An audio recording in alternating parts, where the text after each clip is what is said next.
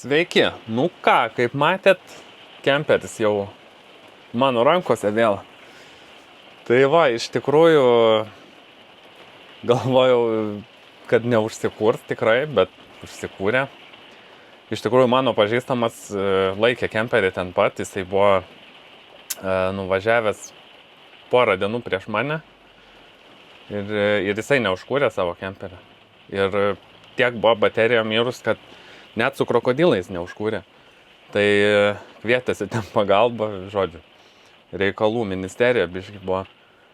O aš irgi, kažkaip giliai širdį jaučiau, kad užsikurs, bet jis kai taip pasakė, žmona irgi sako, turi kažką pasiruošti. Tai išsėmiau iš kitos mašinos sakumą, pasėmiau krokodilus, galvoju, tikiuosi akumo neprireiks, bet bent jau su krokodilais, kad užkur taip. Ir nuėjau, kaip matėt. Iš pirmo karto brūkšt, burpt. Kemperis jau pasilgęs yra keliavimo, matyt. Nors iš tikrųjų, kai paspaudžiau atrakinimo mygtuką, tie varikliukai, durelių, kur atrakina durelės, taip kažkaip silpnai suveikia, galvoju, neužsikurs tikrai. Bet užsikūrė. Tai va, ir šiandien biškį pražvelgsim, kaip reikia pasiruošti kemperį sezonui. Tokius pagrindiniai dalykai bus. Iš tikrųjų, jų daug nėra, jeigu čia jūsų yra ne pirmas sezonas, kaip patys palikot kemperį švarų, tvarkingą, kaip aš. Čia maždaug viskas jau kaip ir yra gerai, tik tai reikia iš tikrųjų, prisileisti vandens, pasiruošti viską. Žodžiu, ką rekomenduoju pirmiausia daryti, tai užsidėti iš tikrųjų krautis automobilinę bateriją ir įsikišti namelį į rozetę, kad krautųsi tą kitą bateriją taip pat. Nes nors ir mes vakar 70 km važiavom, aš šiandien pamatavau bateriją, buvo tokia silpnoka gan. Tai uždėjau iškart krauti šįryt anksti. Jo, ir ką, ir reikia iš tikrųjų, aš mėgstu nuo vandens pradėti. Šitą užšalimo sistemą turit pastatyti šitą padėtį, būtent. Taip uždarot sistemą nuo išbėgimo ir pradėti leisti vandenį į sistemą. O tada ką? Tada einam ir pradedam darbus. Aišku, praleisti biškį vandenį per kranus. Biškį, kad pareitų į sistemą vanduo. Biškį karšta, biškį šalta, kad jisai čia prisipildytų.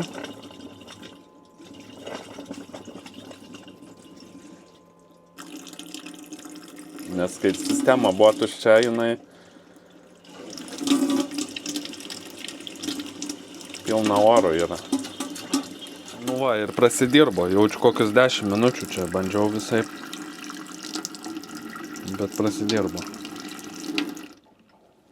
Dar yra labai gerai iš tikrųjų pasiimti prožektorių ir biškį vandenį gal atsisukti, taip nedaug. Ir atsidaryti spintelės. Ir ten, kur yra vamzdžiai viduj, pažiūrėti, ar nėra jokių nubėgimų. Vandens ar lašelių kažkokių. Nes ypač po žiemos būna, jeigu užšalo vamzdis kažkur trūko biškį, tada gali būti kažkokių įdomių dalykų. Pasižiūrėti irgi prie triumos, ar nėra vamzdelius, kažkur ar nebėga vanduo. Nes tokį dalyką gali pastebėti tik tai, kai jau esi kelioniai kur nors.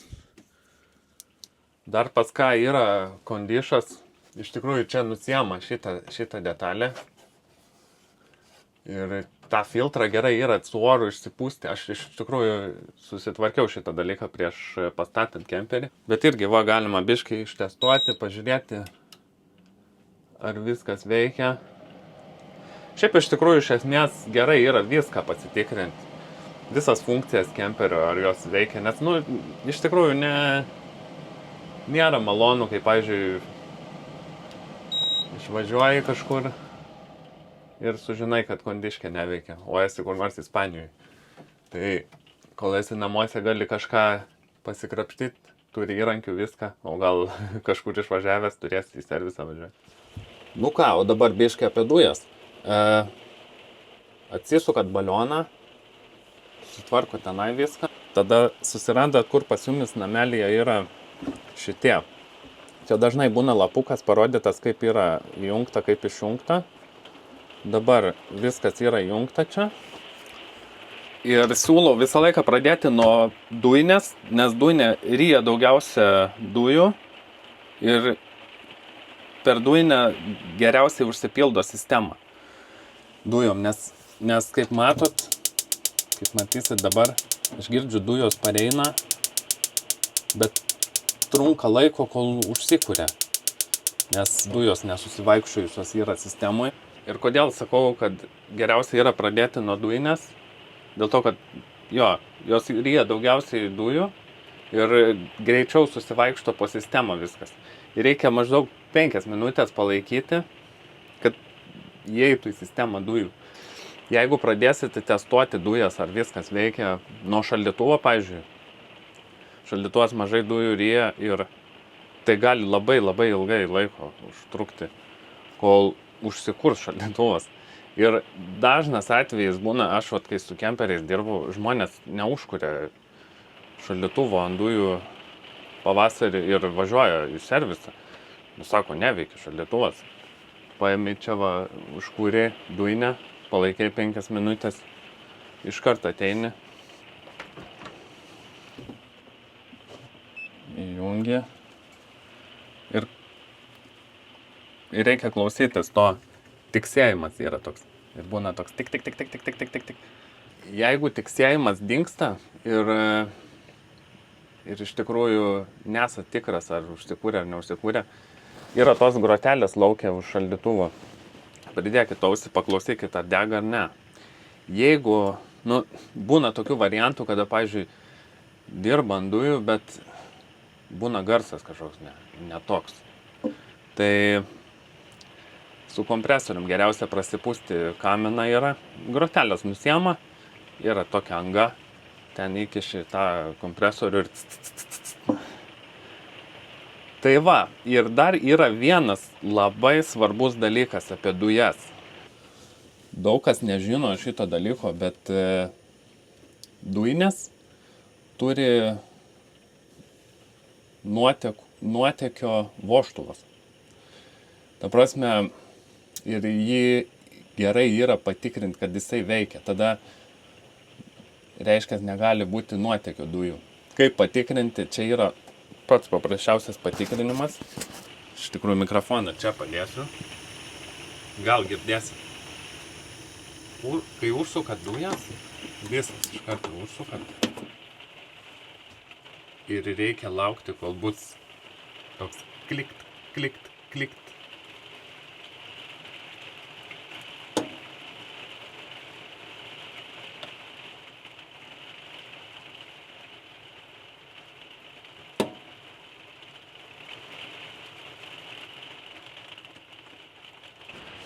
Nežinau, ar girdėjot, bet vienu žodžiu. Tenai viduje yra toks vožtuvas, kad jeigu dėl kažkokios priežasties, pavyzdžiui, arba gaminat maistą ir nebėra liepsnos, tada dujos eina ir po 10-20 sekundžių būna toks klikt. Reiškia, vožtuvas užsidaro. Tai ir tiek apie dujas turbūt. Aišku, dar galima šildymą pasitikrinti, ar ant veikia ant dujų, bet tai čia paprastai tiesiog trumos įsijunkit ir pažiūrėkit, ar šildo ar ne. Čia tas labai paprastai. Kas norit dar beje apie trumą, tai aš esu padaręs video, jeigu nueisit į mano kanalą, pamatysit video apie trumą, o šiaip tai tiek yra ir to pasirašymo iš tikrųjų. Čia yra, jeigu rudenį padarai viską, tai nieko nereik daryti.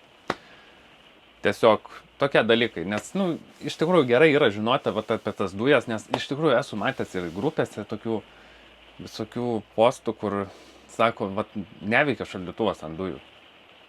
Ypač, pavasarį tokie postai būna. Ir iš tikrųjų daug kas nežino, kad tos dujos turi susivaikščioti.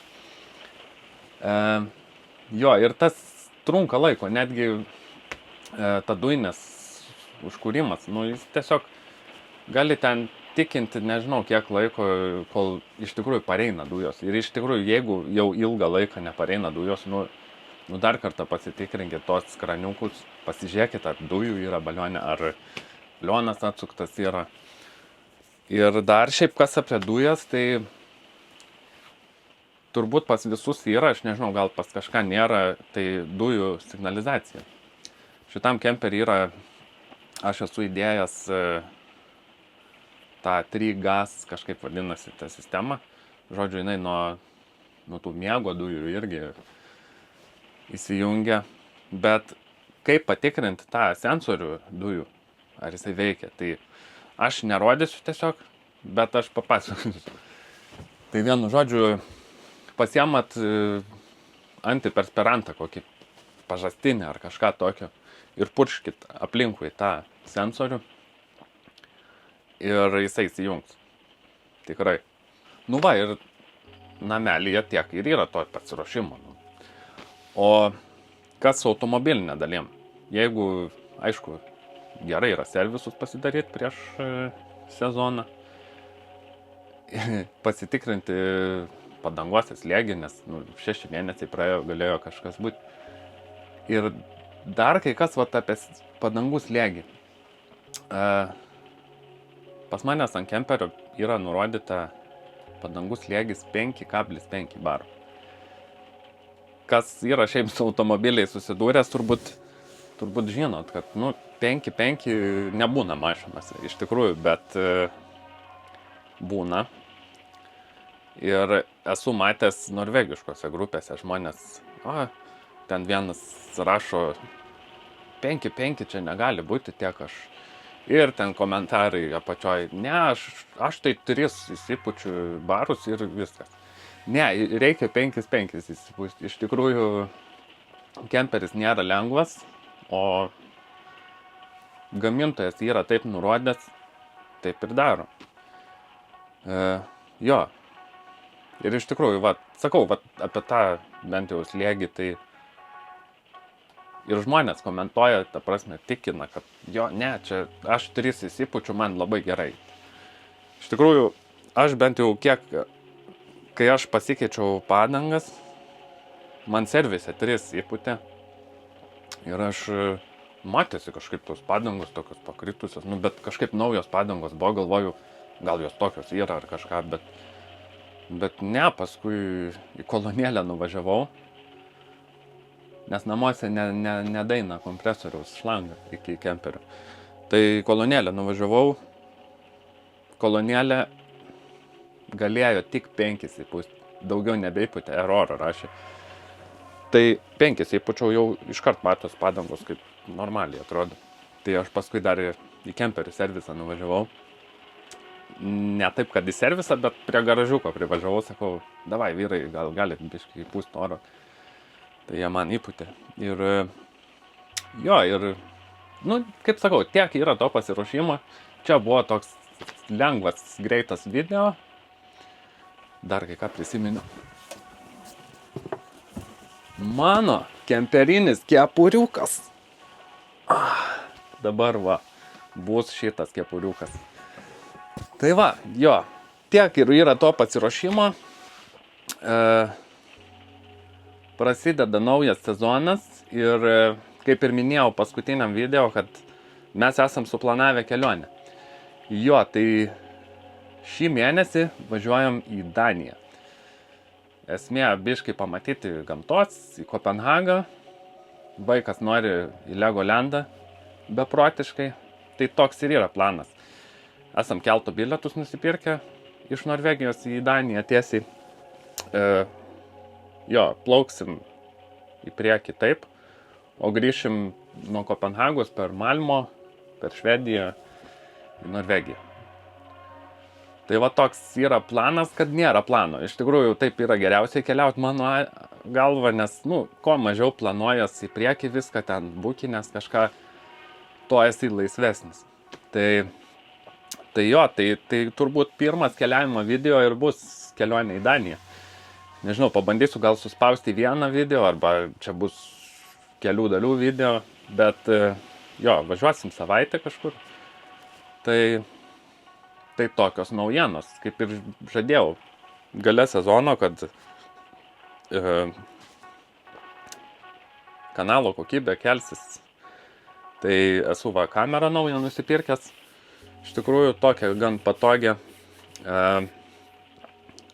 Jo, ir tada laukit video, kas nesat subscriberiai, subscribinkit.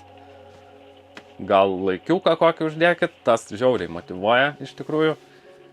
Ir susitiksim kitam viduose ir gero jums pavasario.